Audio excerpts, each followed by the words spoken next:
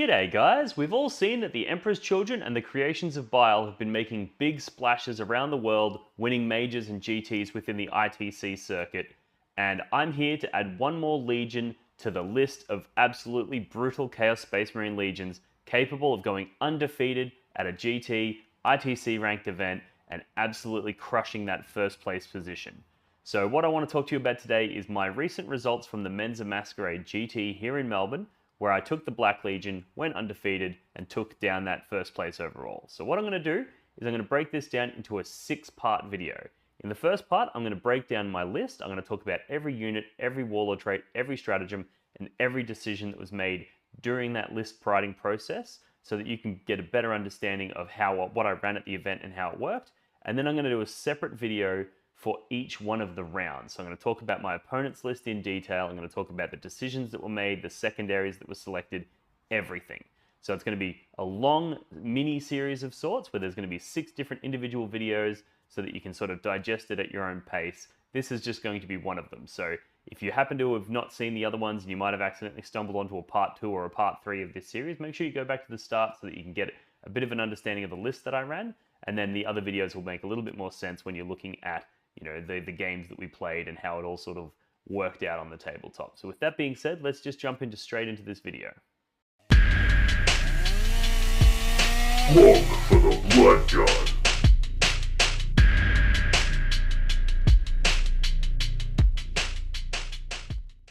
Alrighty guys, welcome to this part 4 in my Black Legion Menza Masquerade series, where basically I took the Black Legion, went undefeated, crushed a whole bunch of people, and in today we're going to talk about Finn Decker, who was a absolute legend of a bloke. He actually flew down from New Zealand, or flew up from New Zealand for this event. First time I've ever met the bloke, and I immediately struck a chord with him. We became really strong mates almost instantly. Men's Masquerade, as you would have heard in the intro, was a big drinking event. We had a lot of alcohol on board and everybody was getting to know each other. It was a real strong social element to it. And being round 3, by the time we got to this stage, me and Finn were both pretty fucking drunk. We actually did a live stream where we showed how drunk we were and how much fun we were having. You can go into my live streams and you can see that. Just to get a bit of context on how drunk we were when we actually recorded that. When we played that game. So what we're going to do today is I'm going to talk about Finn's list in detail. I'm going to talk about all of the different options that he's taken. Then we're going to look at the scoreboard from the game, and we're going to talk about the secondaries that were selected. And then I'm going to do a bit of a summary of the game itself. So with that being said, let's get straight into Finn's list. So he was running Chaos Daemons, which was a really exciting matchup for me because I've been playing with Chaos Daemons a little bit. So I was really excited to see what it's like to be on the receiving end of a Demons list. For his HQ, he had the Bloodthirster with the Blood Drinker's Talisman to regenerate those wounds, Brazen Hide for the 5-up save against failed save, so like a Feel No Pain. He had the Axe, he had Indomitable Onslaught, so he was capped at 8 wounds per phase. And he was, a real powerful character. You've seen him in all kinds of Chaos lists lately. Then, in his other HQ slots in this battalion, he had a Changecaster with Gaze of Fate and Internal Gateway, and Fluxmaster with Bolt of Change and Infernal Flames. Then in his troop slots, he had a unit of Blue Horrors, he had a unit of Demonettes, and another unit of Demonettes. So 2 units of Demonettes, a unit of Blue Horrors, and then he also had a unit of Nurglings for 3. Then in his elite slots, you know him, you hate him, he had Flamers, lots and lots of Flamers. So he had a big unit of 6, and then he had 2 units of 5. So tons and tons of flamethrowers coming my way. And then he capped this off with a patrol detachment that had Scarbrand. He had 2 units of Bloodletters in this detachment, and a unit of Fleshhounds. So this was a pure Khorne detachment, which allowed him access to the Khorne Warpstorm as well.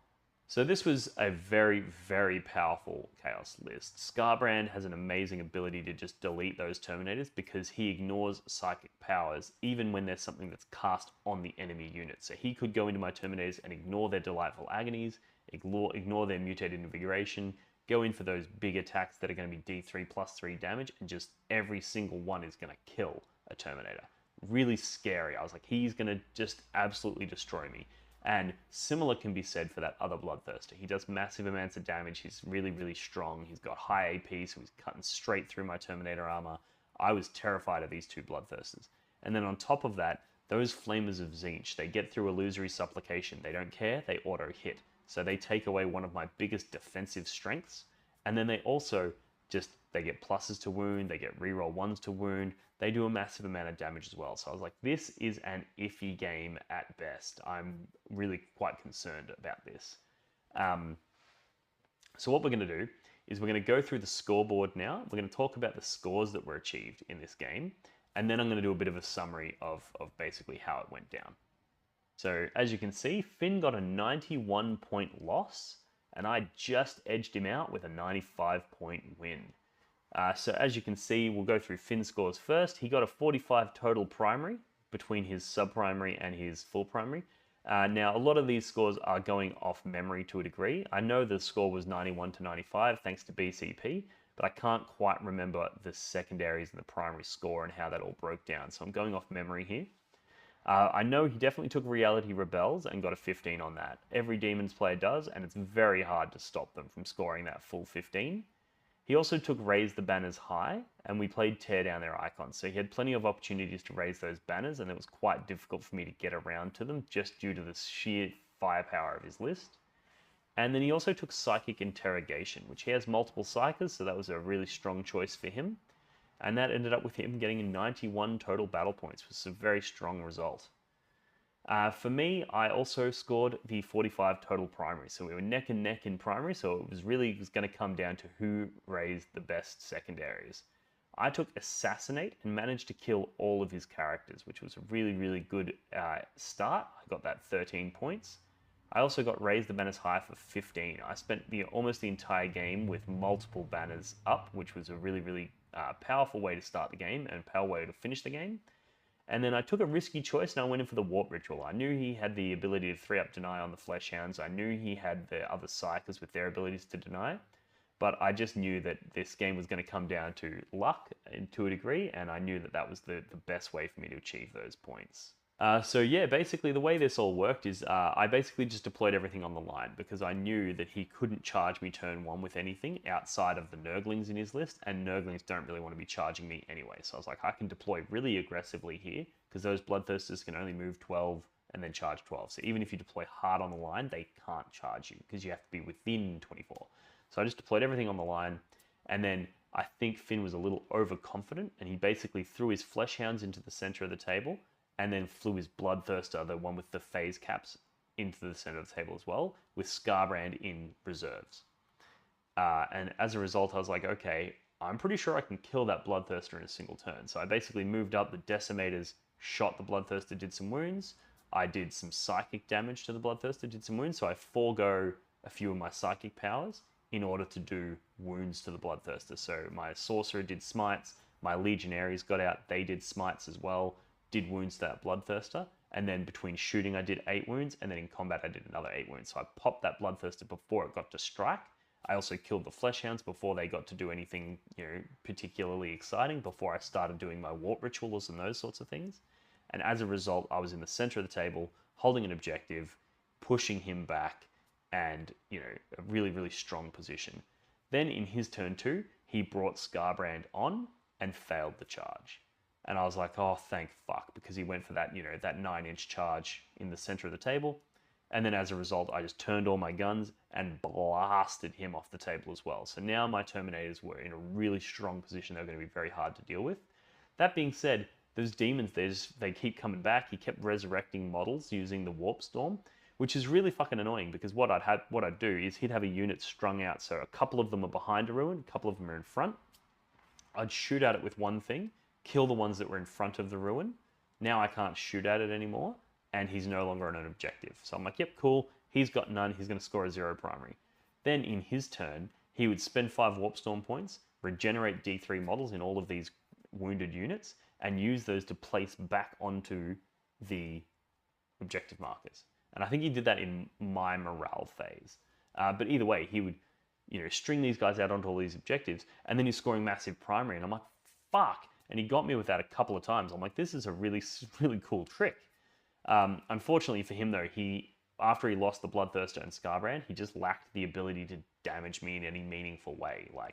And the thing is, those Those flamers of each, they get a 3-up invulnerable save, which can be really tough, but decimators just go boop, boop, boop, mortal wounds, there's a dead unit of flamers. Like their, high toughness and their, invulnerable saves and all of these things, the decimators just don't care.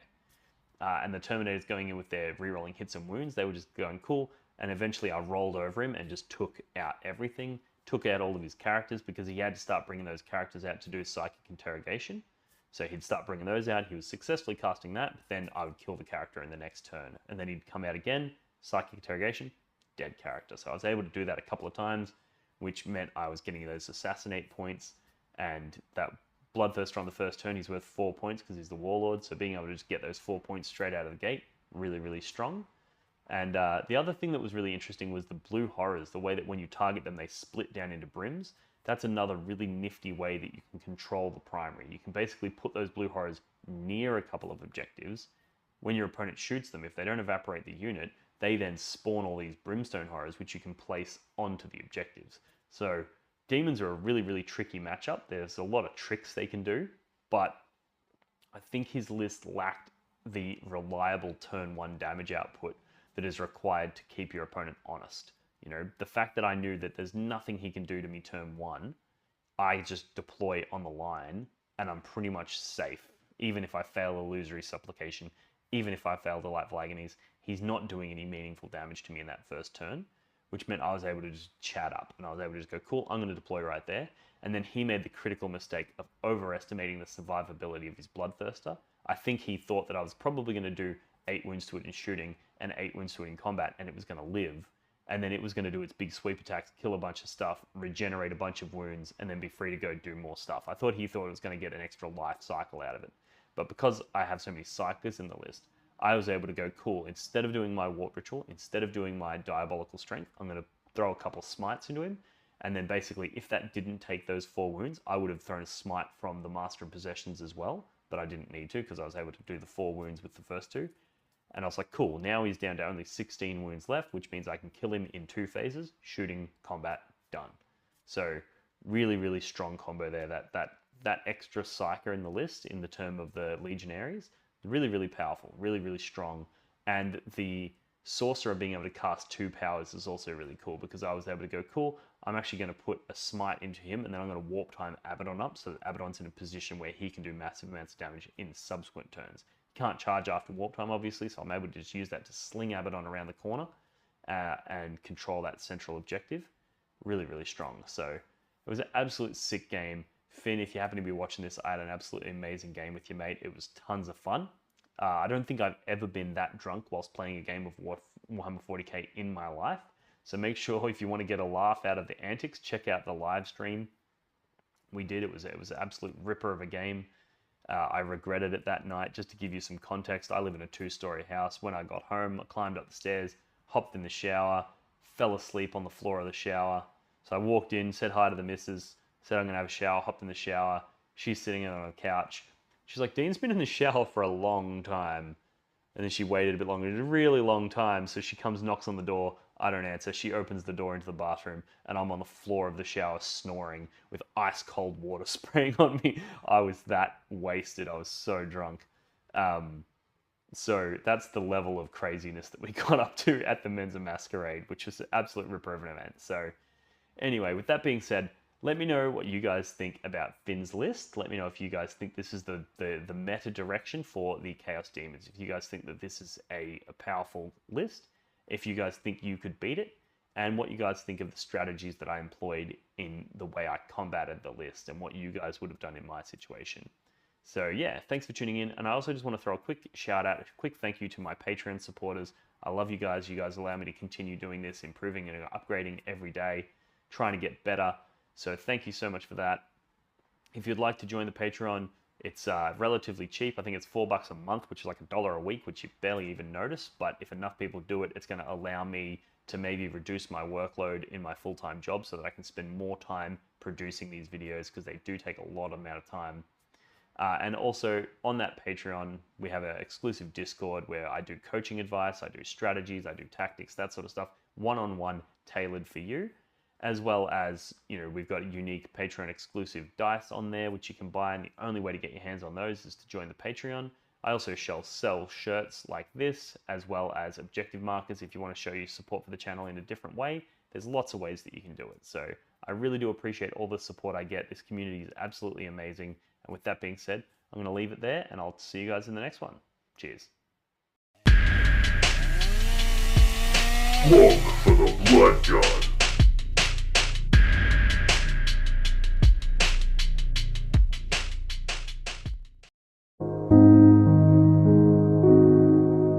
The Warhammer community suffers from some of the most prohibitively expensive essentials in the world, especially Australian content creators. Every single day, Dean wants to create content, but he can't. Suffering from old, worn-out brushes, expensive model kits, and costly software and equipment, he can't endure much longer. Just look at this dirty paint water. Would you drink this? Would you let your child? Even a small monthly donation can help provide Dean with clean paint water, basic tools for survival, and access to life-saving information and education. So please, follow the links in the description below and find out how you can sponsor a mad cunt like Dean today and end the suffering. Suffering that is cruel, unsustainable, and your fault.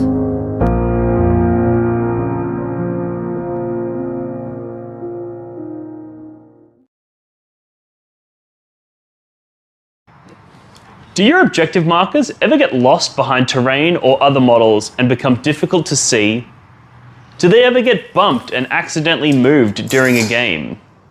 And do they ever spark arguments about distances? Well, not anymore. Introducing the blog for the Blood God, not even remotely patented neoprene objective markers. Made from the same material as astronaut suits, or maybe military equipment, or probably neither of those things, this 2mm thick neoprene synthetic rubber is tear resistant, water resistant, and is designed to last. But that's not all. The blog for the Blood God, not even remotely patented neoprene objective markers come in a variety of different designs and styles to suit any faction represented in the Warhammer 40,000 universe. These objective markers are a perfect gift for yourself or a friend, and are a perfect way to flex and show your opponent that not only are you a smarter, cooler, and better 40k player than them, but you also have more disposable income than they do. For the low price of $25, you'll get not one, not two, but 6 neoprene objective markers, perfectly designed for 9th edition Warhammer 40k. But wait, there's more. For a limited time only, people who sign up on Patreon to support Blog for the Blood God as a Skull Champion tier $5 per month member will gain access to a custom design service where I will design a unique logo to support their gaming club, like the one I did to the left here for the Potato Farmers local gaming club here in Melbourne. Follow the links in the description of this video to pick up your set today.